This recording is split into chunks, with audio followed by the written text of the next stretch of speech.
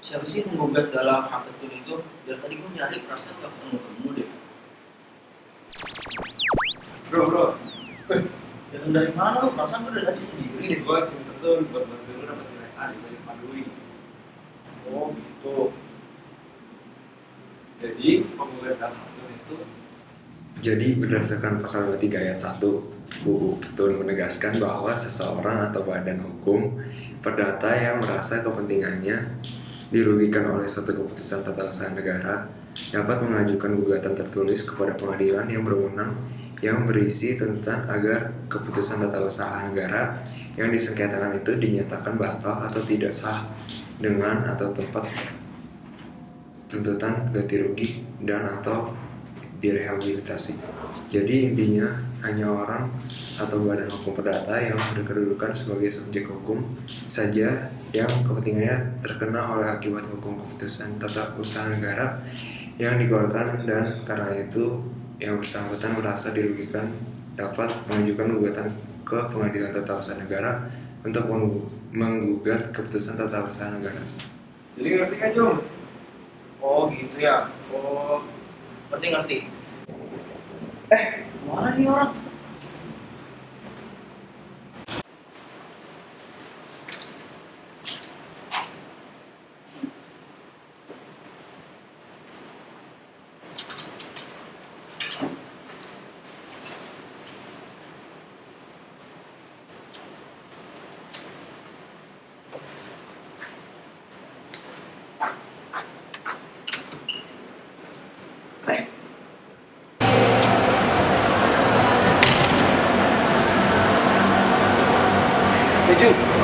Jadi kalau badan atau pejabat atau usaha itu tidak bisa membuat keputusan yang dikeluarkan sama instansi sendiri.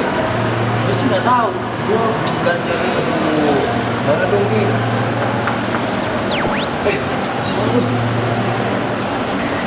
Jadi gini loh. Badan atau pejabat tata usaha negara tidak dapat mengajukan gugatan ke pengadilan tata usaha negara untuk menggugat keputusan tata negara. Udah.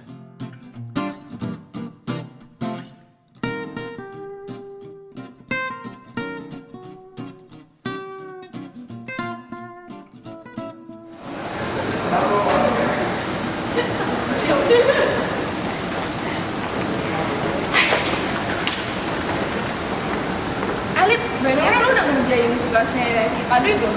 Yang banyak itu tugasnya. Iya, ribet. Parah, gue sih udah, cuma gue masih banyak yang bingung gitu. Gue juga ada yang bingung, tapi aduh gue lupa lagi pertanyaannya apa ya? Tapi kan yang waktu kemarin kita bahas. Apa yang lo bingung? Mana? Ini Mel, jadi tuh alasan yang dapat diajukan untuk digunakan dalam mengajukan gugatan jika terjadi sengketa tata usaha negara, lo ngerti nggak? Enggak, gue belum ngerjain juga sih yang ini. Iya, makanya banyak banget lagi tugasnya.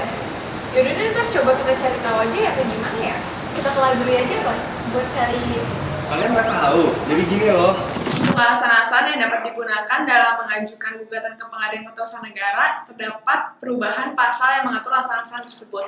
Kalau dalam pasal 53 ayat 2 UU Petun tahun 1986, alasan-alasan yang dapat digunakan dalam gugatan ada 3 antara lain: butir A, keputusan tata usaha negara yang digugat itu bertentangan dengan peraturan perundang-undangan yang berlaku. Butir B, badan atau pejabat tata usaha negara pada waktu mengeluarkan keputusan sebagaimana dimaksud dalam ayat 1 telah menggunakan wewenang untuk tujuan lain dari maksud diberikannya wewenang tersebut. Butir C, badan atau pejabat tata usaha negara pada waktu mengeluarkan atau tidak mengeluarkan keputusan sebagaimana dimaksud dalam ayat 1 telah mempertimbangkan semua kepentingan yang tersangkut dengan keputusan itu, seharusnya tidak sampai pada pengambilan atau tidak pengambilan keputusan tersebut. Maksud butir A adalah suatu keputusan tata usaha negara dapat dinilai bertentangan dengan peraturan perundang-undangan yang berlaku apabila keputusan yang bersangkutan itu bertentangan dengan ketentuan-ketentuan dalam peraturan perundang-undangan yang bersifat prosedural atau formal, material atau substansial, atau yang dikeluarkan oleh badan atau pejabat tata usaha negara yang tidak berwenang. Maksud dari bersifat prosedural atau formal itu, contohnya adalah sebelum keputusan pemberhentian dikeluarkan, seharusnya pegawai yang bersangkutan diberikan kesempatan untuk membela diri. Contohnya bersifat material atau substansial adalah misalnya keputusan di tingkat banding administratif yang telah salah menyatakan gugatan penggugat diterima atau tidak diterima. Kemudian untuk butir B, dasar pembatalan ini sering disebut dengan penyalahgunaan wewenang material badan atau pejabat tata usaha negara yang bersangkutan dalam mengeluarkan keputusan tata usaha negara terbatas pada ruang lingkup maksud bidang khusus yang telah ditentukan dalam peraturan dasarnya. Contohnya adalah keputusan tata usaha negara memberi izin atas bidang tanah pada dalam peraturan dasarnya tanah tersebut diperuntukkan untuk ruang terbuka hijau. Kemudian untuk butir C, maksudnya adalah dasar pembatalan ini sering disebut dengan larangan berbuat sewenang-wenang. Harus ada satu peraturan dasar yang mengatur sangat rinci dan ketat apa yang dilaksanakan dan mengikat badan atau pejabat tata usaha negara dalam melakukan urusan pemerintahan. Perubahan terhadap UU Petun tahun 1986 terjadi pada tahun 2004 dan 2009. Tetapi perubahan yang mengatur mengenai alasan-alasan dalam gugatan hanya terjadi pada tahun 2004. Perubahan terjadi pada ayat 2 butir B dan C. Alasan-alasan yang dapat digunakan dalam gugatan sebagaimana dimaksud pada ayat 1 adalah keputusan tata usaha negara yang digugat itu bertentangan dengan peraturan perundang-undangan yang berlaku. Butir B, keputusan tata usaha negara yang digugat itu bertentangan dengan asas-asas umum pemerintahan yang baik. Pada perubahan ini, butir B dan C dalam UU sebelumnya diganti dengan butir B yang secara khusus mengatur mengenai asas-asas umum pemerintahan yang baik. Asas-asas tersebut meliputi kepastian hukum, tertib penyelenggaraan negara, keterbukaan, proporsionalitas, profesionalitas, akuntabilitas. Sebagaimana dimaksud dalam UU Nomor 28 Tahun 1999 tentang penyelenggaraan negara yang bersih dan bebas dari korupsi, kolusi, dan nepotisme.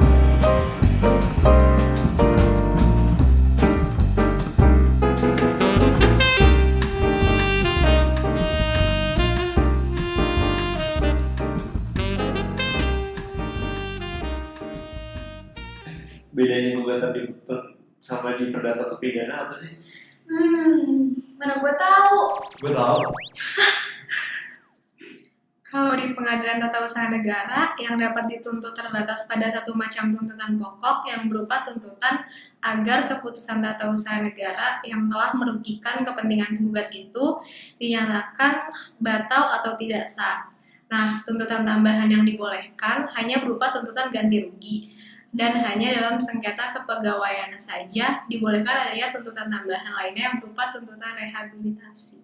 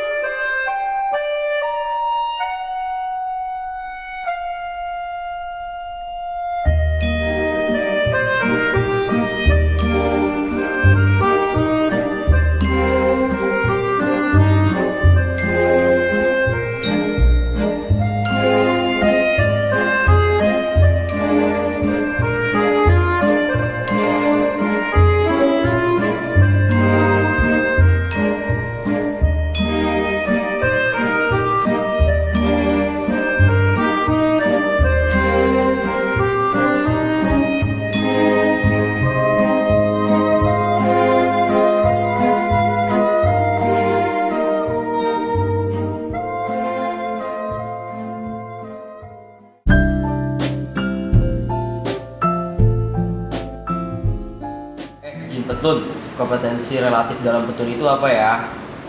Jadi gini loh. Kompetensi relatif adalah kewenangan mengadili antara pengadilan dalam satu lingkungan peradilan. Kewenangan tersebut mengatur mengenai terletak di pengadilan manakah yang berwenang untuk memeriksa, memutus, dan menyelesaikan perkara tertentu. Kompetensi relatif, peradilan tata usaha negara diatur dalam pasal 54 ayat 1 sampai dengan ayat 6 dalam Undang-Undang Nomor 5 Tahun 1986 tentang peradilan tata usaha negara, yang isinya pada ayat 1 adalah gugatan sengketa tata usaha negara diajukan kepada pengadilan yang berwenang yang daerah hukumnya meliputi tempat kedudukan tergugat. Contohnya, bila penggugat beralamat di kota Surabaya, sedangkan tergugat adalah wali kota Semarang, maka menurut ketentuan ayat ini, gugatan diajukan di Petun Semarang, karena wali kota Semarang berkedudukan di daerah hukum Petun Semarang. Ayat 2, Apabila tergugat lebih dari satu badan atau pejabat tata usaha negara dan berkedudukan tidak dalam satu daerah hukum pengadilan, gugatan diajukan kepada pengadilan yang daerah hukumnya meliputi tempat kedudukan salah satu badan atau pejabat tata usaha negara. Contohnya, bila penggugat beralamat di Semarang, sedangkan yang digugat adalah Kepala Kantor Pertanahan Kota Semarang sebagai tergugat 1, Kakanwil BPN Provinsi Jawa Tengah sebagai tergugat 2, dan tergugat 3 adalah Kepala BPN Pusat, dan tergugat 4 adalah Presiden. Maka gugatan dapat diajukan di yang pertama, A. Petun Semarang, yang daerah hukumnya meliputi salah satu tergugat, atau yang kedua, Petun Jakarta, yang daerah hukumnya meliputi salah satu tergugat. Yang perlu diperhatikan dalam menentukan pengadilan yang akan mengadili adalah kedekatan dengan saksi maupun objek yang disengketakan. Ayat 3, dalam hal tempat kedudukan tergugat tidak berada dalam daerah hukum pengadilan tempat kediaman penggugat, maka gugatan dapat diajukan ke pengadilan yang daerah hukumnya meliputi tempat kedudukan penggugat. Untuk selanjutnya diteruskan kepada pengadilan yang bersangkutan. Contohnya, penggugat kedudukannya di daerah hukum Petun Makassar, sedangkan tergugat kedudukannya di daerah hukum Petun Semarang, maka gugatan dapat diajukan ke Petun Makassar untuk selanjutnya diteruskan ke Petun Semarang. Hal ini karena untuk mengajukan gugatan di Petun dibatasi waktu, sehingga agar tidak terlewat waktu, maka dipergunakan pengadilan perantara. Hitungan waktunya adalah sejak penggugat mendaftarkan perkara di pengadilan perantara, yaitu Petun Makassar. Ayat 4, dalam hal-hal tertentu sesuai dengan sifat sengketa tata usaha negara yang bersangkutan yang diatur dengan peraturan pemerintah, gugatan dapat diajukan kepada pengadilan yang berwenang yang daerah hukumnya meliputi tempat kediaman tergugat. Ayat 5, apabila penggugat dan tergugat berkedudukan atau berada di luar negeri, gugatan diajukan kepada pengadilan di Jakarta. Ayat 6, apabila tergugat kedudukannya di dalam negeri dan penggugat di luar negeri, gugatan diajukan kepada pengadilan di tempat kedudukan tergugat.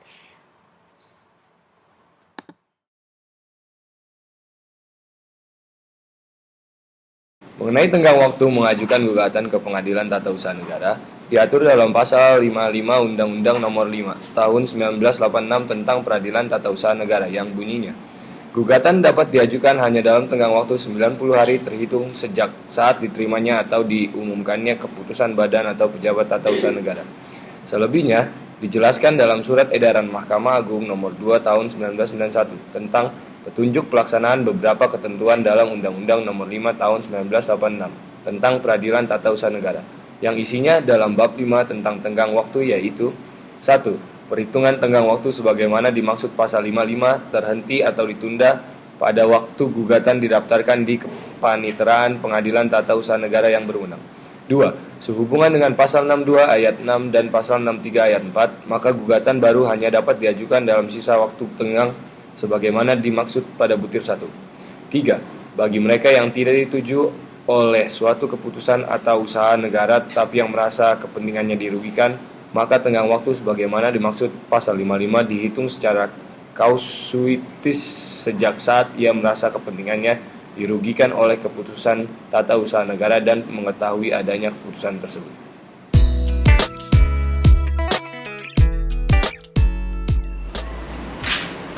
Mel, tahu nggak contoh kasus petun tuh apa aja? Duh, mana gue tahu sih, lu salah nanya orang. Aduh, habis bingung banget nih. Contohnya tuh gini loh. Intan Ayu Raditya SST/MM mengajukan gugatan ke Pengadilan Tata Usaha Negara tanggal 18 Januari 2013 melawan Kepala Kepolisian Republik Indonesia dengan objek sengketa berupa surat keputusan Kepala Kepolisian Negara Republik Indonesia tentang penempatan perwira polisi lulusan pendidikan S1 TIK angkatan 58 TA 2012 yang tertera atas nama Dedi Dwi Tia Putra SIK. Jadi, Intan Ayu Raditya ini adalah istri dari Dedi Dwi Tia Putra tersebut.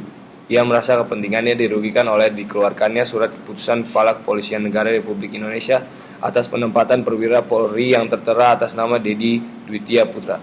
Karena pada saat itu Dedi Dwitya Putra sedang dalam status tersangka kasus KDRT yang dilakukannya terhadap penggugat.